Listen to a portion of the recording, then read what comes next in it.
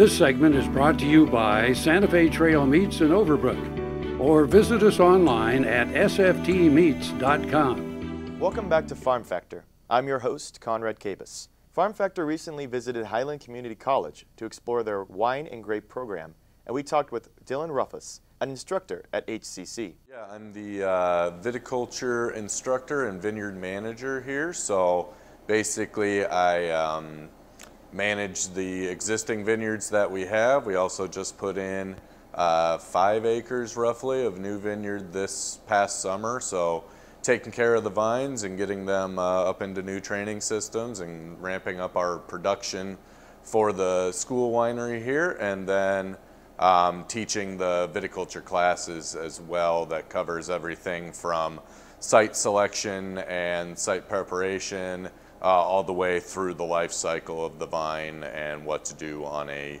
annual and as well as a long-term basis for viticulture production. The harvesting of wine grapes is the most crucial step in the process of winemaking. I would typically say the season is starting with dormant pruning, which takes place in anywhere between late January and early March. You're going to be performing this. It's cutting down the growth from last year so that the students are going out and learning how to judge the relative vigor and growth of a vine and use that to determine how many buds they want to keep on and how this is going to affect the crop for subsequent years to come, as well as the current year for production. And then going from there, it will go through early vine growth, the students learning, depending on where they kept certain amounts of buds on, how this is going to affect the general growth of the vine, early flower formation and fruit initiation, as well as beginning of training for different types of training system depending on grape variety and vigor.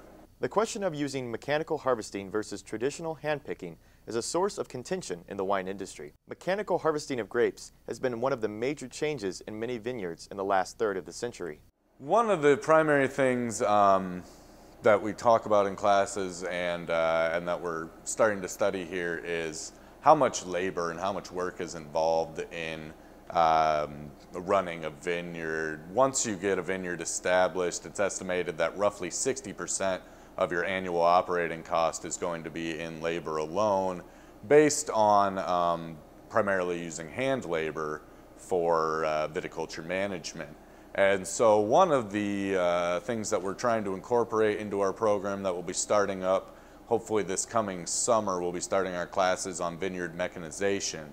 So we've acquired all these new tools through the Mechanization of Specialty Crops grant, where we have a leaf puller that we're going to be using, an automatic pruner, as well as a shoot thinning mechanization device. And essentially these are all devices that can be put onto a tractor instead of having to hire a large crew to come out at multiple times throughout a season to do several different processes for vine management that take place.